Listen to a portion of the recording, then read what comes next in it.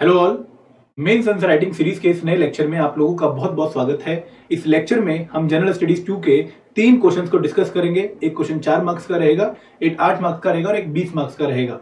दोस्तों याद रखिए कि हमारे इस एग्जाम को क्लियर करने के लिए हमें मेंस आंसर राइटिंग की बहुत अच्छी तरीके से प्रैक्टिस करनी पड़ेगी, क्योंकि यहाँ पर आपको मैक्सिमम कंपटीशन देखने को मिलेगा और क्वालिटी कंपटीशन देखने को मिलेगा। तो शुरुआत करते हैं एक नए सेशन की। और यहाँ पर अगेन जो हमारा तरीका रहेगा क्वेश्चन सॉल्व करने का, it will be based on 3 step formula of answer writing. मतलब पहले हम क्वेश्चन को समझेंगे, हम आइडेंटिफाई करेंगे कि इसमें कीवर्ड कौन से हैं, फिर हम बात करेंगे कि हमारा फॉर्डर मटेरियल क्या होना चाहिए, एंड लास्ट में हम बात करेंगे किस तरीके से हम अपने क्वेश्चन को और इंप्रूव कर सकते हैं और स्पेसिफिक बना सकते हैं। ठीक है, तो मैं आशा करता हूं कि आप लोगों ने ऑलरेडी आंसर लिखा होगा इस पर्टिकुलर क्वेश्चन का। लेकिन अगर आपने नहीं लिखा है तो प्लीज लिख लीजिए, और अगर लिखा है तो अब टाइम आ चुका है कि आप चेक कर लीजिए कि आपने जो लिखा है वो सही लिखा है या फिर गलत लिखा है। ठीक है, मैं नहीं कहूंगा कि हमारे आंसर परफेक्ट होते हैं, लेकिन हम इंडिकेटिव आंसर आप लोगों को देते हैं। आपको लगता है कि यार आपके पास कोई और न्यू पॉइंट है, कोई अलग सजेशन है, तो आप कमेंट सेक्शन में पक्का मेंशन कर सकते हैं। तो हमारा पहला क्वेश्चन है कि right a short note on right against exploitation in Indian constitution. तो यहाँ पर शॉर्ट नोट का मतलब क्या है कि आपको सीधा बताना है, एक छोटी सी व्याख्या आपको करनी है कि भाई होता क्या है राइट टू एक्सप्लॉइटेशन। बहुत डीप में आपको नहीं जाना है और एक छोटा ही नोट लिखना है, क्योंकि 60 वर्ड का क्वेश्चन है, 4 मार्क्स का। ठीक है, अब दोस्तों राइट अगेंस्ट एक्सप्लॉइटेशन में लिमिट नहीं है लिखने की, आप जितना चाहे लिख सकते हैं, लेकिन कोशिश क्या करिएगा, पहले तो बता दीजिए कि देखो राइट अगेंस्ट एक्सप्लॉइटेशन होता क्या है, कॉन्स्टिट्यूशन में कहां पे आता है, और उसके साथ साथ आपको बताना है कि इस राइट अगेंस्ट एक्सप्लॉइटेशन में कौन कौन से फर्दर राइट्स हमें देखने को मिलते हैं, कौन से सब कैटेगरी ऑफ राइट्स हमें देखने को मिलते हैं। तो राइट अगेंस्ट एक्सप्लॉइटेशन जो है वो article 23 and 24 of Indian constitution में आता है, और ये हमारे कॉन्स्टिट्यूशन का एक इंपॉर्टेंट फंडामेंटल राइट है। देखिए ये लिखना बहुत जरूरी है, क्योंकि दोस्तों आपको बताना पड़ेगा कि राइट अगेंस्ट एक्सप्लॉइटेशन किस टाइप का राइट है, हमारे कॉन्स्टिट्यूशन में उसकी पोजीशन क्या है। ठीक है, अगर आप ये नहीं लिखोगे तो थोड़ा सा जनरल आंसर हो जाएगा और आप अच्छे से बता नहीं पाओगे कि राइट अगेंस्ट एक्सप्लॉइटेशन है ही क्या। ठीक है, तो यहां पर आपने बताया कि आर्टिकल 23 24 में आता है, और ये एक राइट है, इंपॉर्टेंट फंडामेंटल राइट, जो कि हर पर्सन को प्रोटेक्ट करता है in the form of some, by protecting him from some form of forced labour.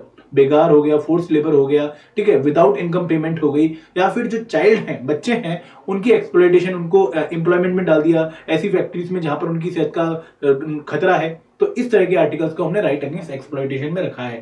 फिर आप बताएंगे, यहाँ पर 2 आर्टिकल्स आते हैं, एक आता है आर्टिकल 23, और अगेन देखो यहाँ पर आर्टिकल मेंशन करना पड़ेगा। अगर एग्जैक्ट आर्टिकल याद नहीं है तो भी आप उसकी एक थीम जरूर लिखिए, क्योंकि ये बताना बहुत जरूरी है। तो आर्टिकल 23 में बेसिकली जो ट्रैफिकिंग है ह्यूमन बींग्स की, फॉर एग्जांपल बच्चों को ट्रांसफर करना इधर से उधर, या फिर महिलाओं का इमोरल ट्रैफिक, उसको बैन किया गया है। सिमिलरली जो बेकार है, फोर्स लेबर, मतलब आपको जानबूझ के इकोनॉमिकली साइकोलॉजिकली किसी तरीके से फोर्स करके आपसे लेबर करवाई जा रही है, इट इज ऑल्सो प्रोहिबिटेड। और similarly other form of force labour, for example हमारे अगर हम देखें बॉन्डेड लेबर एक सिस्टम होता है हमारे देश में, काफी गांवों में, तो उसको भी प्रोहिबिट किया गया है। फिर आपको बताना पड़ेगा कि इस पर्टिकुलर आर्टिकल को मेंटेन करने के लिए हमारे पास अब कौन कौन से एक्ट हैं। देखिए यहां पर तो ये बोला गया ना कि इनको प्रोहिबिट किया गया है और पार्लियामेंट एक लॉ बना के इनको इन्फोर्स करेगी, तो पार्लियामेंट ने कौन से लॉ बनाए वो भी आप मेंशन कर सकते हैं। सिमिलरली आप आर्टिकल 24 पे जाएंगे, जहां पर बोला गया है कि जो बच्चे हैं, चिल्ड्रन है up to the age of 14 year, उनकी जो एम्प्लॉयमेंट है हजार्डस ऑक्यूपेशंस में, उसको प्रोहिबिट करना है। तो अगेन आप वो लिखेंगे, प्लस आप बता दीजिए कि यहाँ पर मुझे उसमें से कौन कौन से जो कॉन्स्टिट्यूशन के बाद जो हमारे लीगल या कोई एग्जीक्यूटिव प्रोविजन है वो कौन कौन से हैं। तो यहाँ पर बहुत डीप में नहीं जाना, लेकिन आपको एक समरी पक्का लिखनी पड़ेगी। ठीक है, ये हो गया हमारा पहला क्वेश्चन 4 मार्क्स का। अब बात करते हैं 8 मार्क्स के क्वेश्चन की। It is from again from the topic constitution of India historical underpinning. और दोस्तों अगेन एक बहुत इंपॉर्टेंट क्वेश्चन है, और ऐसा क्वेश्चन आप लिखते टाइम ना बहुत दिक्कतें महसूस करते हो, क्योंकि यहाँ पर एक स्टैंडर्ड आंसर नहीं है, यहाँ पर एक सब्जेक्टिव आंसर आता है, हर बच्चे का अपना पॉइंट ऑफ व्यू होता है। कि discuss the basic philosophy of Indian constitution, is it relevant in the era of globalisation. तो यहाँ पर 2 पार्ट है बेसिकली क्वेश्चन के। पहला पार्ट क्या है कि आपको बताना है कि बेसिक फिलॉसफी क्या है हमारे कॉन्स्टिट्यूशन की, और दूसरा पार्ट क्या है कि आपको यहाँ पर बताना है कि क्या वो फिलॉसफी ग्लोबलाइजेशन जो 1991 के बाद हमारे देश में एलपीजी रिफॉर्म आए हैं, क्या उस पर्टिकुलर एरा में ये फिलॉसफी हमारी काम कर रही है, रेलिवेंट है। तो यहाँ पर देखो, आप लोग अगर दिक्कत महसूस कर रहे हैं बेसिक फिलॉसफी अंडरस्टैंड करने में कॉन्स्टिट्यूशन की, तो आपको एक बहुत इंपॉर्टेंट डॉक्यूमेंट है हमारे कॉन्स्टिट्यूशन का, प्रेम्बल, उसका सहारा लेना पड़ेगा। देखिए प्रेम्बल में भारत के राज्य की बेसिक फिलॉसफी क्या बताई गई है कि we are socialistic in nature, हमें सोशल वेलफेयर करना है लोगों का, हमें एक वेलफेयर स्टेट बनाना है, हमें एक सोशल इकोनॉमिक डेमोक्रेसी स्टेब्लिश करनी है, फिर सेकुलरिज्म कि यहाँ पर हमें रिलीजन जो है उसको स्टेट से सेपरेट करना है, लेकिन हर एक रिलीजन की इक्वल रिस्पेक्ट करनी है, मतलब नेगेटिव सेकुलरिज्म नहीं है, पॉजिटिव सेकुलरिज्म है। तो वो हमारी एक बेसिक फिलॉसफी है। Then democracy is one of our basic philosophy, जहां पर हमने रिप्रेजेंटेटिव पार्लियामेंट्री डेमोक्रेसी को फॉलो किया है, तो आप मेंशन करेंगे। देन सॉवरेनिटी, देखिए ये अभी हमारी एक बेसिक फिलॉसफी है कि भाई हम सॉवरन हैं, हम अपने इंटरनल मैटर खुद मैनेज करेंगे, एक्सटर्नल मैटर खुद मैनेज करेंगे। And last but not the least, जो आपका एक और बहुत इंपॉर्टेंट प्रिंसिपल है वो है रिपब्लिक, कि we are having a elected head of the country. ठीक है, तो ये आपको बेसिक फिलॉसफी। इसके अलावा अगर आपको लगता है कि कोई और पॉइंट भी हो सकता है बेसिक फिलॉसफी का, आप बिल्कुल निश्चिंत होकर उसको प्रेजेंट कर सकते हैं। लेकिन काम क्या है यहाँ पर इंपॉर्टेंट, कि आपको उसको जस्टिफाई जरूर करना पड़ेगा। ठीक है, तो यहाँ पर आपने बताया कि देखो Indian constitution sovereign socialist secular democratic republic है, और हमारी फिलॉसफी क्या है कि we committed to freedom, equality, social justice and some form of national unity. देखिए ये बहुत इंपॉर्टेंट पॉइंट है। अगेन हमारे जितने भी कॉन्स्टिट्यूशनल प्रोविजन है, जो भी हमारे आर्टिकल्स हैं, वो हमें कहां पर लेके जा रहे हैं कि भाई इक्वालिटी होनी चाहिए, लिबर्टी होनी चाहिए, एक सेंस ऑफ गवर्नमेंट होना चाहिए जो कि लिमिटेड हो और लोगों का वेलफेयर करे, सोशल इक्विटी की तरफ जाए, और उसके साथ साथ कहीं ना कहीं हमारे देश की जो अखंडता है, जो हमारे देश की यूनिटी है, वो कभी भी हार्म नहीं होनी चाहिए। तो आपने इनको एक्सप्लेन करना है। अब इस क्वेश्चन का नेक्स्ट पार्ट बहुत इंपॉर्टेंट है। नेक्स्ट पार्ट क्या है कि आपको बताना है कि क्या ये पॉइंट्स रेलिवेंट हैं in the era of globalisation. तो दोस्तों यहां पर ना अगेन आप लोगों का मल्टीपल व्यू होगा। जैसे मेरे हिसाब से इस क्वेश्चन का क्या आंसर होना चाहिए कि आपको पहले बताना पड़ेगा कि ऐसा ग्लोबलाइजेशन ने क्या किया कि हमें लगने लगा कि ये बेसिक फिलॉसफी रेलिवेंट है या नहीं है। तो आपको पहले अगर वो लाइन आप लिख दोगे तो शायद कहीं ना कहीं आपको जस्टिफाई करने में आसान हो जाएगा। जैसे ग्लोबलाइजेशन आने के बाद हमारे देश में हमें प्राइवेटाइजेशन देखने को मिलती है, तो प्राइवेटाइजेशन की वजह से जो हमारा सोशलिस्टिक क्रेडेंशियल है वो कहीं ना कहीं डाइल्यूट हुआ है, तो आप मेंशन कर देंगे। सिमिलरली अगर हम ग्लोबलाइजेशन की बात करें, तो हमारा जो कल्चर है वो मोर हेट्रोजिनस से होमोजिनस होता जा रहा है, थोड़ा वर्ल्ड लेवल कल्चर होता जा रहा है। तो ओरिएंटलिज्म हमारे कल्चर में हमें देखने को मिलता है, तो ये आप मेंशन कर सकते हो कि we are becoming more liberal. तो कहीं ना कहीं जो हमारी बेसिक फिलॉसफी है वो और स्ट्रेंथन हुई है, ना कि वीक हुई है। समझ रहे हो कि पहले जो कंजर्वेटिव थॉट्स थी, जो कहीं ना कहीं सेक्युलर क्रेडेंशियल को चैलेंज करती थी, वो अब शायद वीक होनी शुरू हो गई हैं। ठीक है, इसी के साथ साथ ग्लोबलाइजेशन की वजह से कास्ट बैरियर्स खत्म हो गए हैं। तो अगेन हमारी जो बेसिक फिलॉसफी है इक्विटी की, इक्वालिटी की, वो हम अभी रेलिवेंट देखते हैं। तो इस तरीके के एग्जांपल आपको कोट करने पड़ेंगे। तो मैंने आपको बेसिक अंडरस्टैंडिंग दी है, इंडिकेटिव आंसर आपका शेयर भी करेंगे, आप इसको पक्का रीड करना। अब आते हैं हमारे लास्ट क्वेश्चन पे। ये क्वेश्चन है करंट अफेयर प्लस आईआर का। ये है regarding ASEAN. The ASEAN and Indian partnership has been critical for the development of both the side. Identify the development and explain the challenges and opportunities in India ASEAN relationship. अब दोस्तों ये question बड़ा question है, यहाँ पर multiple aspects आपसे पूछे गए हैं। तो जब भी आपको ऐसा बहुत बड़ा क्वेश्चन देखने को मिले, तो पहला काम क्या होता है कि आपको इस क्वेश्चन को माइक्रो क्वेश्चंस में डिवाइड कर लेना है।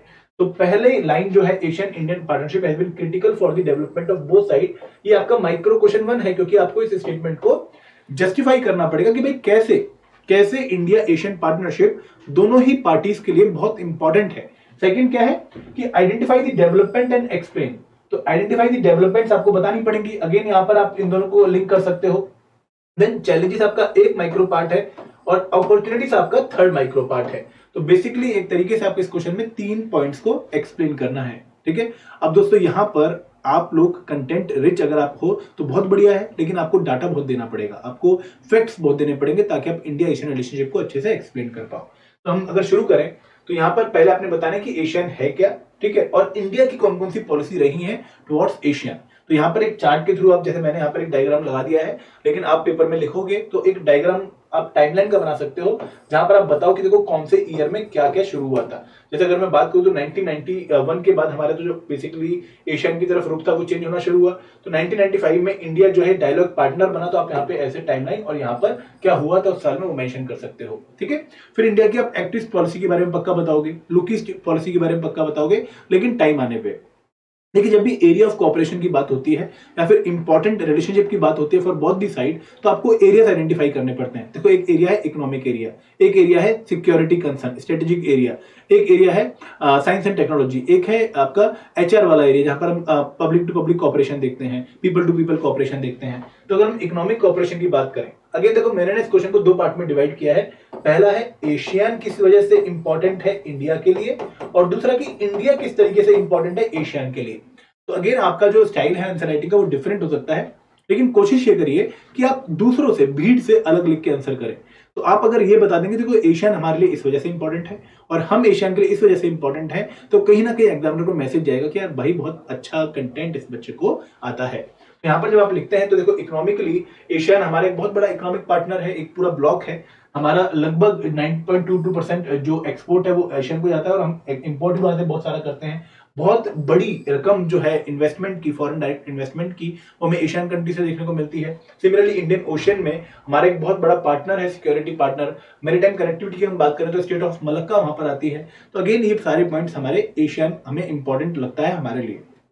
अगर हम बात करें इंडिया एशियन के लिए कैसे, तो इंडिया अगेन इकोनॉमिकली बहुत फायदेमंद है क्योंकि इंडिया बहुत सारा इंपोर्ट करता है वहां से, प्लस इंडिया एक ह्यूज मार्केट है। और इंडिया कहीं ना कहीं जो यूएसए अपना दबदबा कम करता जा रहा है, बैकग्राउंड में जा रहा है यूएसए, चाइना ओवरलैप करने की कोशिश कर रहा है, तो इंडिया वहां पर एक ना कहीं अल्टरनेटिव अच्छा प्रोवाइड कर रहा है। तो ये सारे पॉइंट्स आप मेंशन करेंगे, फिर आप बताएंगे कि कौन कौन से चैलेंजेस हैं। ठीक है, चैलेंजेस में अगेन आप चाइना का मेंशन करोगे, इंडिया की जो अनस्टेबल इकोनॉमिक पॉलिसीज है वो आप मेंशन करोगे। दोस्तों अगेन डाइवर्स पॉइंट दीजिएगा, एक ही पॉइंट को बार बार मत लिखिए। आप कोशिश करिए कि आप हर एक एंगल को कवर करें कि स्ट्रेटेजिकली क्या चैलेंज है, इकोनॉमिकली क्या चैलेंज है, पॉलिटिकली क्या चैलेंज है, फिर अपॉर्चुनिटीज आप बताइए। ठीक है, तो कंटेंट में मैं नहीं जा रहा हूं ज्यादा, मैं आपको बता रहा हूं कि लिखना कैसे है। तो हमने पूरा सारा पॉइंट आपको मेंशन करके दिया है। लेकिन दोस्तों अगेन मैं आप लोगों से बोलूंगा कि एक हैबिट डेवलप कीजिए।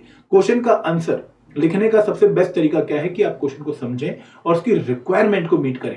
कंटेंट तो हमें बहुत जगह मिल जाएगा, कंटेंट बहुत सारे बच्चों को पता भी होता है, बहुत सारे बच्चे हमसे बहुत ज्यादा होशियार भी होते हैं, लेकिन किस तरीके से कंटेंट को प्रेजेंट करना है वो बहुत इंपॉर्टेंट एक टेक्निक होती है जो हमें डेवलप करनी होती है।